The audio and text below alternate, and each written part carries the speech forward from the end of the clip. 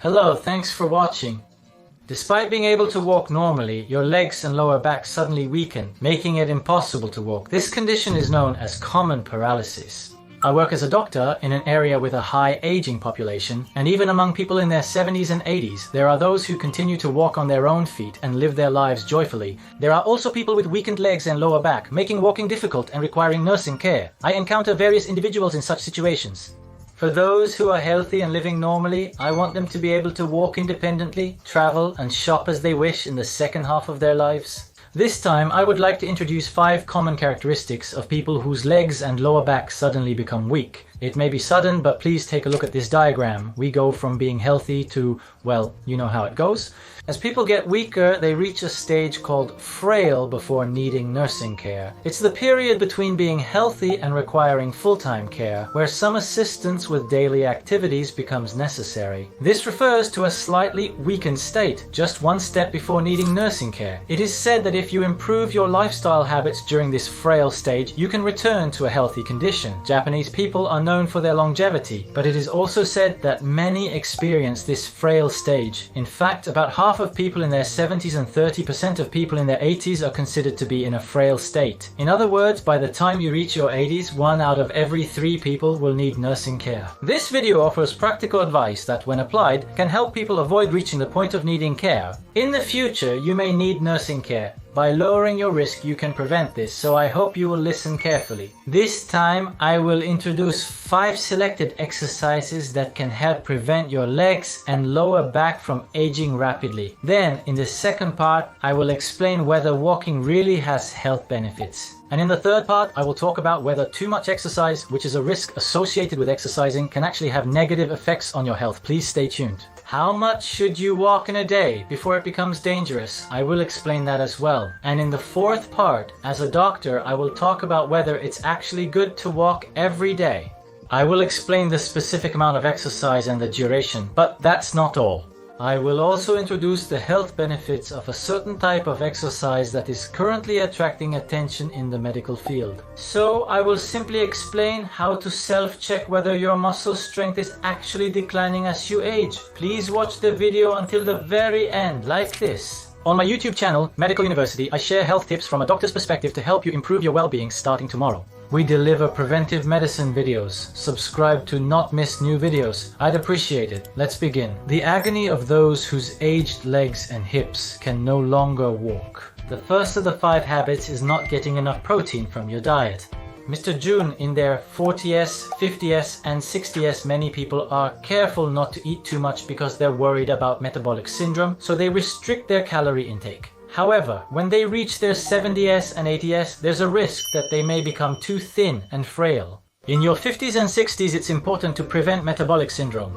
From your 70s to your 90s, it's important to prevent frailty, even if you've been careful not to overeat when you were younger. Once you reach your 70s, please make sure to eat enough and get enough nutrients, rather than restricting your food intake. As we get older, it's said that our muscle mass decreases by about 1% each year. Our muscle mass peaks in our mid-20s, and by the time we reach our 60s, it's said that on average, it drops to less than half, about 60% lower. So please be very conscious of the amount of protein included in your meals. The minimum daily protein requirement is your body weight in kilograms multiplied by a specific factor. For instance, a 50 kilogram person needs around 1.76 ounces of protein daily.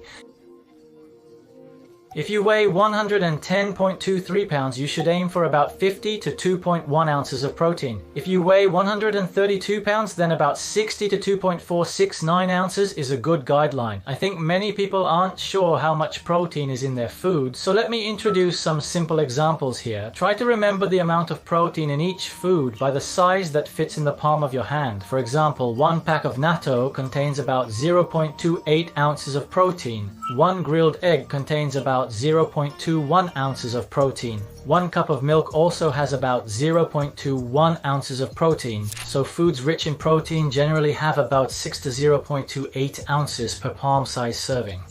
Let's remember it that way. Foods rich in protein include fish and meat. Let's remember it that way.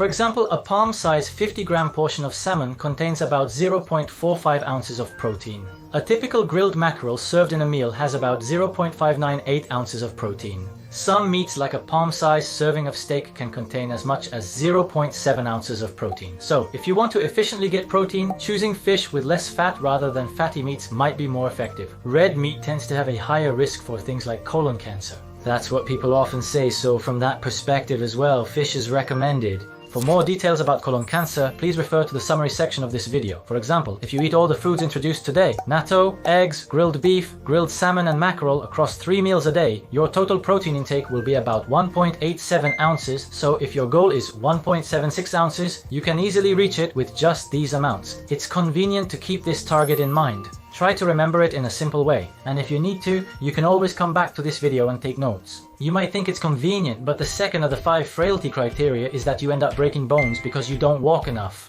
In fact, about half of the reasons why Japanese people end up needing nursing care are due to decreased muscle strength and related issues. Things like falls are the main causes. Aside from illnesses like cerebral infarction, myocardial infarction, and cancer, about half of the main reasons for hospitalization aren't due to illness. Even broken bones from falls can often be treated with surgery, allowing for recovery and discharge. However, it's important not to take these situations lightly. Data on this topic is available. It's said that the 5-year mortality rate for people who break the femur, which is the bone at the base of the leg, is actually higher than the average 5-year mortality rate for people with cancer. It's difficult to compare them directly, but breaking a bone in your leg is almost as dangerous as having cancer. If you break a bone in your leg and can't walk anymore, if you're hospitalized and don't use your muscles for 2 weeks, you can lose as much muscle strength as you would in 7 years. This loss is not easily recoverable and can have additional consequences. There are also reports that the 1-year mortality rate for people who break the bone at the base of their leg is between 10 and 30%. Simply put, 1 out of every 4 people who break a bone in their leg will lose their life within a year. Why is it so dangerous? Once you break a bone, your muscle strength decreases, making it harder to get up again. Your overall physical strength also declines, making it difficult to withstand sudden illnesses like infections, which can lead to death.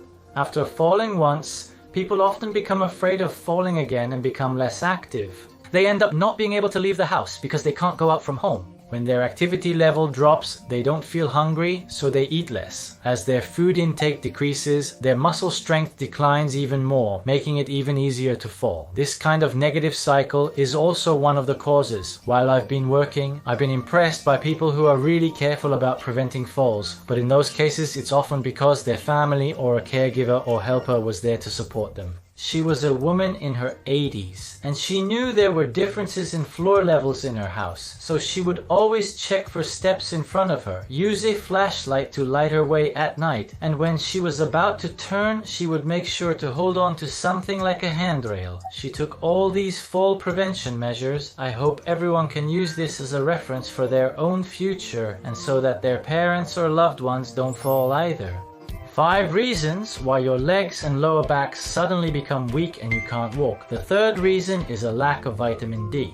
It is said that many Japanese people, including Mr. Harumo, do not get enough vitamin D. In order to absorb and use vitamin D, you need to get it from your diet, but that's not enough. You also need to be exposed to sunlight to activate the vitamin D, especially in northern Japan, where there is less sunlight. It is said that people are more likely to be deficient in vitamin D.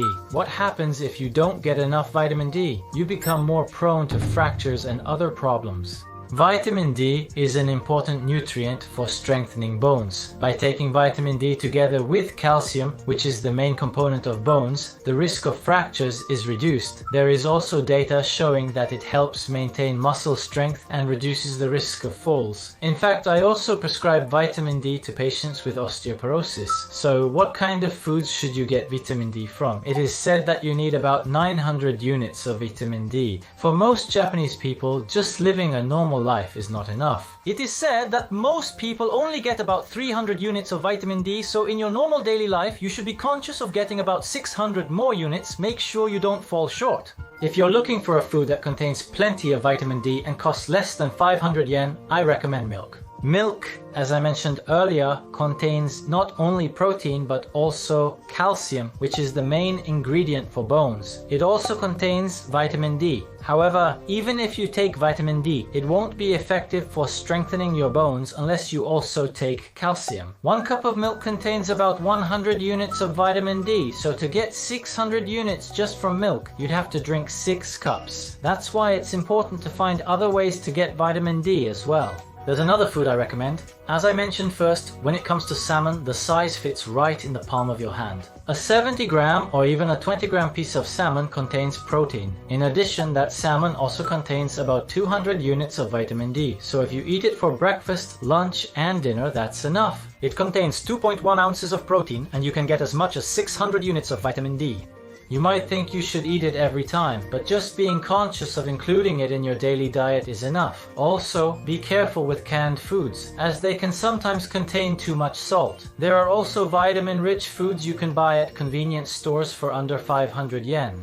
I've posted videos about food in the past, so please check them out from the summary section. My legs and lower back suddenly became weak and I couldn't walk. The fourth of the 5 exercises is this movement. Do you exercise regularly? It's easy to give up after a few days, which happens to everyone. My ear also hurts now. While it's commonly recommended to walk 6,000 to 10,000 steps a day, many people find it challenging to maintain that level of activity. However, the good news is that walking as much as you can, even if it's less than the recommended amount, still provides health benefits. Many people likely feel relieved to hear this. This is a joint research study between Poland and the United States. There is a study that analyzed the number of steps taken by about 12,000 people. The results showed that for a positive effect on the heart and blood vessels, just 2,300 steps a day was enough. In other words, if you walk briskly, that's about 10 minutes or roughly 1,000 steps. So walking 2,300 steps a day is something most people can do in about 20 minutes. Isn't that encouraging? Just walking for 20 minutes a day may lower your risk of heart disease. Also, walking too much or overexerting yourself doesn't necessarily reduce the risk further, so maybe there are people around you who are pushing themselves too hard with exercise. A Harvard University study found that burning up to 3,500 kilocalories weekly through exercise increases the risk of death from overexercising, suggesting that excessive exercise can be dangerous. Burning 3,500 kilocalories in a week means, when converted to daily walking time, you would have to walk for about 3 hours a day at a moderate pace. If you are walking for 3 hours every day, you might be burning too many calories through walking. However, this only shows the relationship between calories burned and mortality risk, so it doesn't necessarily mean that walking too much will always increase your risk of death. It's important to note that this is not based on direct research, but whether it's walking, running, or playing sports, burning too many calories in a week could potentially have negative effects on your health, so aiming for about 5,000 or 7,000 steps a day is recommended. Setting goals too high can be unsustainable. Consider walking for just 10 minutes a day or taking 2,000 steps. This way, you can enjoy walking without pressure. If 10 minutes of walking feels satisfying, that's sufficient. I hope this can be helpful. When your legs and lower back suddenly get weak and you can't walk, it's not necessarily just a problem with society or your environment. There is research showing that not being able to walk and social isolation are actually closely related. There are people who participate in community activities but don't really exercise. And there are people who don't join community activities but quietly exercise alone. When comparing these two groups, which do you think is more likely to need care in the future? You might think that people who exercise alone are less likely to become weak and therefore have a lower risk of needing care. But in reality, those who exercise alone actually had a higher risk. Exercise is important, and there are a lot of health campaigns that encourage everyone to walk and do various activities. But actually, research shows that rather than just exercising alone, people who participate in community activities and talk with others have a lower risk of needing care.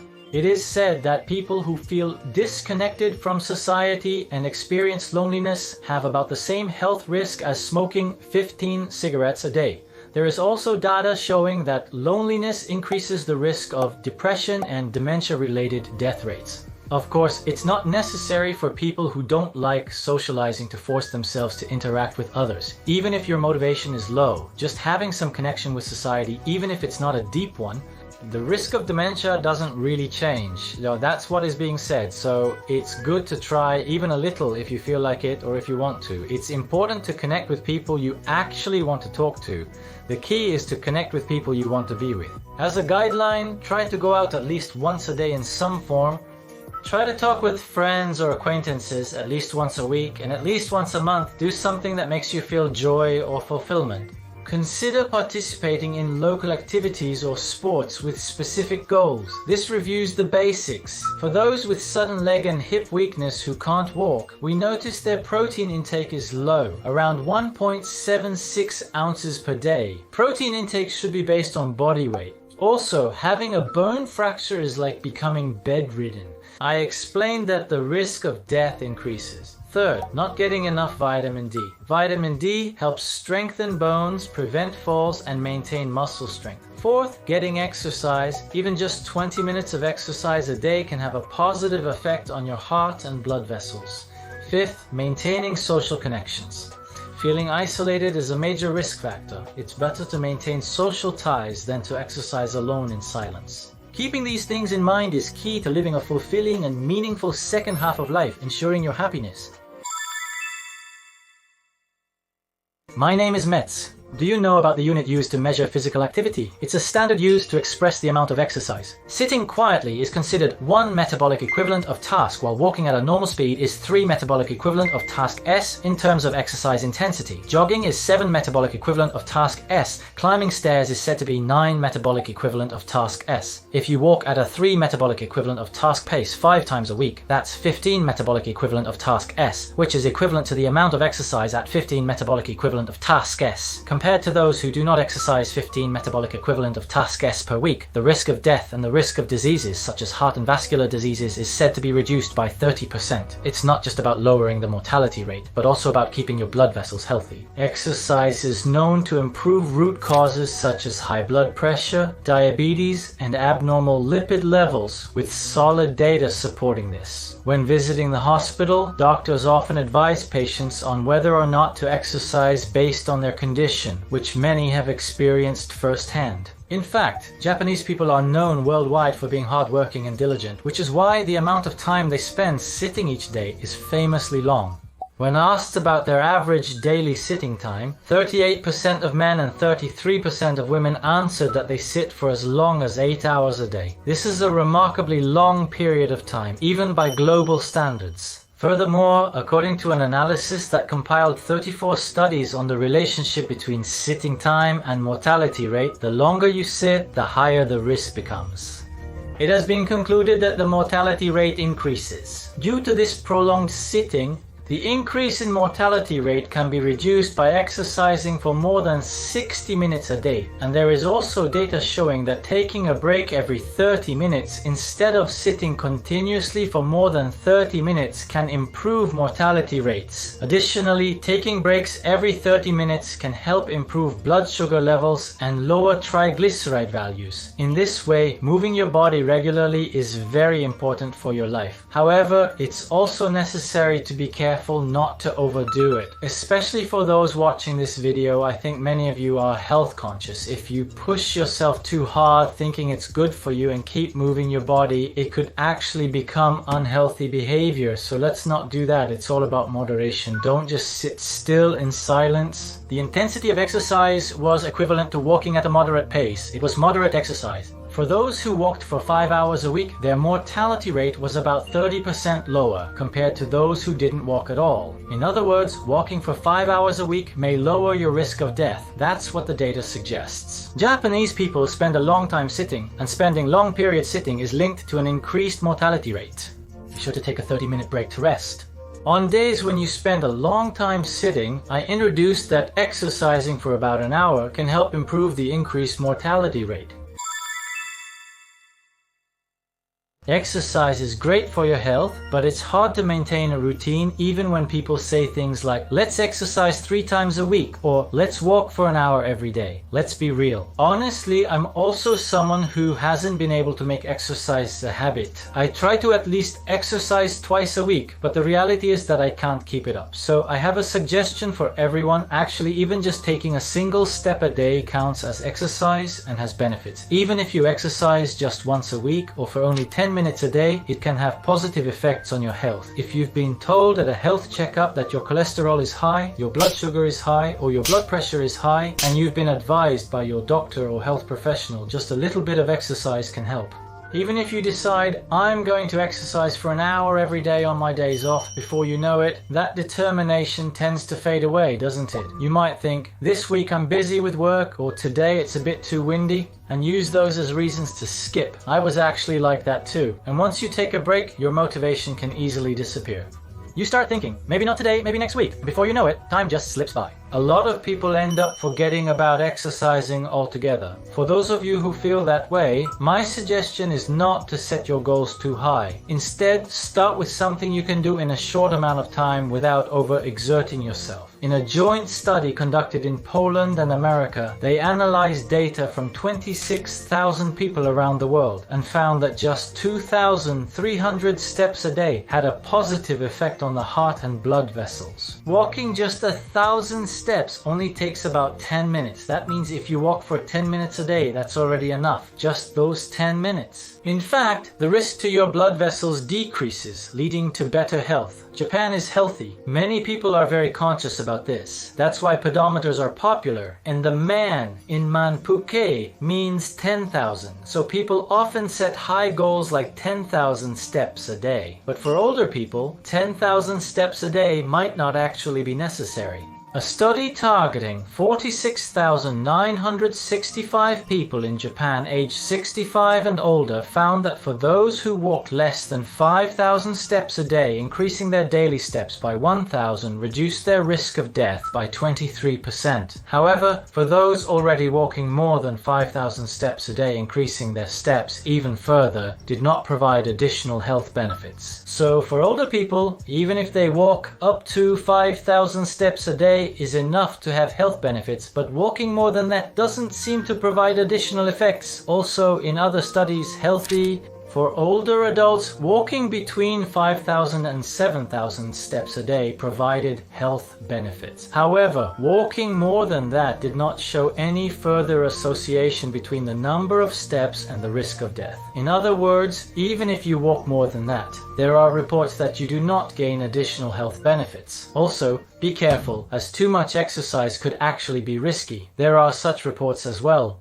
In a study conducted at Harvard University, people who exercised enough to burn 3,500 kilocalories a week actually had a higher risk of death compared to those who did not exercise that much. There are such reports. 10 minutes of exercise burns about 30 kilocalories, so to burn 3,500 kilocalories through exercise, you would have to exercise every day. This calculation comes out to walking about 16,000 steps a day.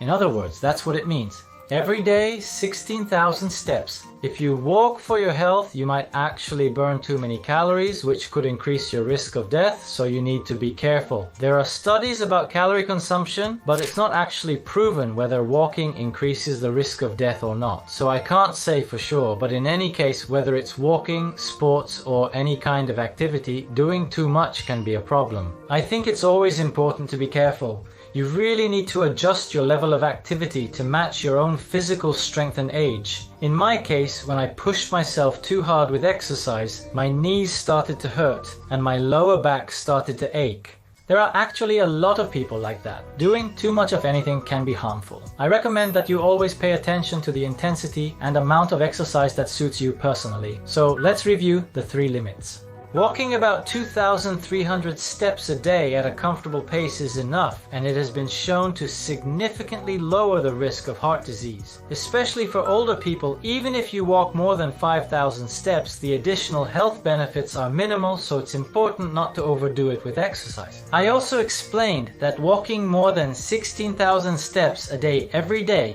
could actually be harmful to your health. One of my outpatients is Ms. I, a woman in her late 70s. She enjoys playing park golf with Ms. Dana 3 times a week. Ms. I says the following. I've never really liked exercise at all, but I enjoy park golf, and since I like it, I can keep exercising without feeling like I'm forcing myself. Also, park golf is fun because you can chat with your friends while you play, and if you can't keep up with someone, you don't have to push yourself. That's why I can keep doing it, and I really enjoy it. I get the impression that people like her have been exercising steadily for a long time. When you start exercising, even if you're alone, it's helpful to set some rules or make promises to yourself to create a sense of obligation and keep going. That's what I recommend. YouTube Medical University shares videos from a doctor's perspective on becoming healthier. To stay motivated, subscribe to our channel. We've also published a book based on patients' advice about maintaining healthy habits, like Miss I's story of incorporating exercise into her daily life. Check it out if interested. To summarize, for seniors, it's a good idea to aim for 5,000 to 7,000 steps a day. As for exercise time, about 40 minutes a day is considered a good target. For adults who are not seniors, aiming for around 8,000 steps a day and about 1 hour of exercise is recommended. These are the guidelines set by the Ministry of Health, Labour and Welfare for daily exercise. As I said, walking just 2,300 steps daily can benefit your health, so don't overdo it by attempting an hour-long walk every day from the start. Consistency is key. Reports also stress the importance of other forms of exercise, not just walking. For example, muscle strength. Training that uses balance or training with resistance, and also stretching and other flexibility exercises. These are called multi-component exercises. Combining these various types of exercises is effective, so how should you actually go about doing this? In activities like gymnastics, dance, and radiocalisthenics, these types of exercises are combined. Instead of just walking, doing a variety of exercises like these can significantly reduce the risk of falling by as much as 30%, and the risk of fractures from falls can be reduced by 15 to 66%. It's said that in order to live well in the second half of your life and to keep enjoying life, you really want to avoid breaking bones from falls. You won't be able to do things like go shopping for your favorite things, eat out, or travel. To avoid that, it's not enough to just walk simply. It's recommended to also include strength and balance exercises, such as stretching and balance training. As for recommended exercises, the best one is walking. For example, sitting for long periods increases the risk of mortality, so if you have to sit while working, try incorporating a standing desk, or if you're watching television, try moving around during commercials. For example, just stretching once every 30 minutes while looking at your smartphone is enough to be effective. For example, when you're watching television, instead of just lowering your legs, try stretching your knees or doing some simple training for your thighs. When you're cooking, try standing on your toes and doing calf training. By combining exercise with your daily activities, you can naturally increase your physical activity without overdoing it. I would like to introduce a sport that is currently attracting a lot of attention, especially among the elderly. It's called Tai Chi. Do you know about Tai Chi? You might imagine Chinese people gathering in parks and moving gracefully, as you often see on television, but that's exactly it. Tai Chi is a Chinese martial art with a history of several hundred years. This Tai Chi focuses your mind, controls your breathing, and helps you relax, bringing your mind and body into harmony. By performing the movements smoothly, it also provides balanced exercise. That's why there is growing data showing that Tai Chi is actually effective as a mind-body therapy for improving health. One of my outpatients, Mr. T, who is in his 70s, is also really into Tai Chi. Mr. T started coming to my clinic because his kidney function had declined. When I first examined Mr. T, I was concerned that his body was weak and he didn't have much muscle strength. He told me that after his wife passed away, he completely stopped exercising and lost all motivation to move. Since his wife's passing, Mr. T lives alone and has experienced reduced physical activity, appetite, and food intake, leading to a steady decline in his muscle strength. That was the situation. Then, one winter, Mr. T slipped and fell on the snowy road outside and ended up breaking a bone. He had to have surgery, and while the fracture healed, his muscle strength declined even further, which made me even more concerned about him. Since there was a Tai Chi class being held at the local community center nearby, I casually suggested to Mr. T that he might want to try joining if he was interested. At first, Mr. T seemed a bit hesitant and said he would think about it, so he didn't go that day. However, a year later, Mr. T was already fully participating in Tai Chi, and after his fracture, he had regained the weight he had lost and was looking much healthier. There are two major benefits to Tai Chi. One is that it helps improve your balance.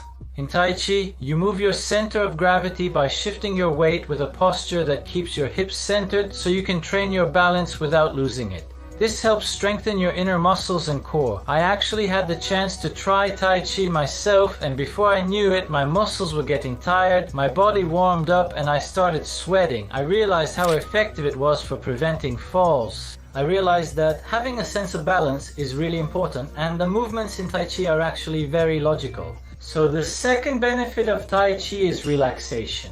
In Tai Chi, you practice while being mindful of your breathing. Focus on your breathing. By focusing on the present, you can momentarily free yourself from the distractions of your busy daily life and allow your tired mind to rest.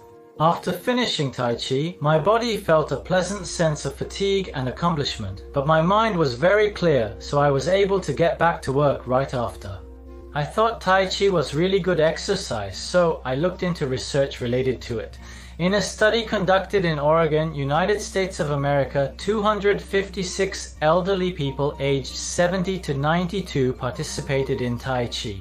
They were divided into a group that did Tai Chi and a group that did stretching and continued for 6 months.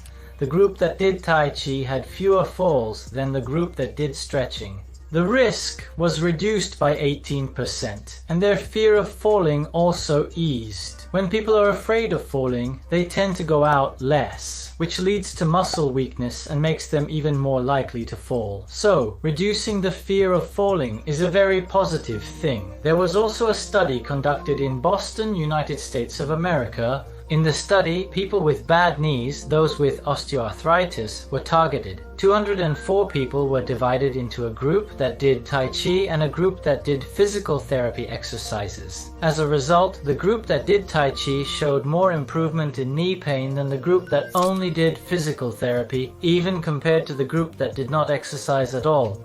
There was also a result showing that their satisfaction with daily life and relationships with others increased. By moving gently, knee pain improves and satisfaction with life also increases. I think that calling this Tai Chi the best exercise for a healthy and long life is not an exaggeration. Nowadays, if you search for Tai Chi, you'll easily find videos that explain simple methods. So if you're interested, please try out some easy Tai Chi. Now let's review the 4 basics. For seniors, aim for about 5,000 to 7,000 steps a day or about 40 minutes of exercise daily. For adults, aim for 8,000 steps a day. Let's aim for 1 hour of exercise a day. As I mentioned in the second lesson, don't set your goals too high. 10 or 20 minutes is fine, so try to get some exercise. Even that much will have health benefits. And don't just walk, try muscle training or stretching as well. I also explained that exercise is important. And that's aerobic exercise. This time I introduced Tai Chi. Tai Chi has been shown in studies to help with knee pain, reduce the risk of falls and fractures, and promote relaxation and mental unity. It also improves human relationships, work, and overall life satisfaction. Now, I will explain how to tell whether your muscle mass is relatively well maintained or if you are losing strength in your legs. Try the finger ring test. Make a ring with your thumb and index finger, wrap it around the thickest part of your calf and see if your fingers overlap, just touch or don't meet. Please try it. At this time, please bend your knee about 90 degrees and wrap your fingers around the thickest part of your calf from behind, like this. Check if your index fingers touch in the front. If your index fingers do not touch, it means your muscle mass is well maintained and your risk of sarcopenia or low muscle mass is low. On the other hand, if your fingers completely overlap or there is a gap between your leg and your fingers, your risk of sarcopenia or low muscle mass is higher. Please remember that you shouldn't be overly happy or worried just based on this one test. Check regularly, like monthly or yearly, to monitor gradual muscle mass decrease or increased risk. If you notice such changes, there's a higher chance of muscle mass loss, so be cautious. Please be mindful of our discussion today, or consult a hospital if you have concerns. I hope this was helpful. This time I talked about how the hips and legs actually age, the compassion for people who are struggling, the effects of exercise, and how overdoing exercise can actually become a risk. So, if you are going to exercise, please try to do it in moderation. I also explained self-checks to confirm whether your muscle strength is declining, as well as the effects of exercise as a countermeasure against frailty. It was a long video, but thank you very much for watching until the end. No matter how many times you've listened, taken notes, or learned something new from the comments, please feel free to share those things as an output. If you register to the channel, you won't miss any new videos, so I'd really appreciate it. If you could rate this video with a good or bad button, I'd appreciate it. See you in the next video. I'm a psychiatrist, and what I've learned from my patients, the top-selling gift in the Amazon Shikoku region was my book on living youthfully from your 70s, based on lessons I learned from my patients as a general practitioner. These were crucial life lessons I gained while working as a regular doctor. I put together various health methods into one. This book is for people like me who want to live a healthy life in their own way. It's on sale with great reviews, so please check it out.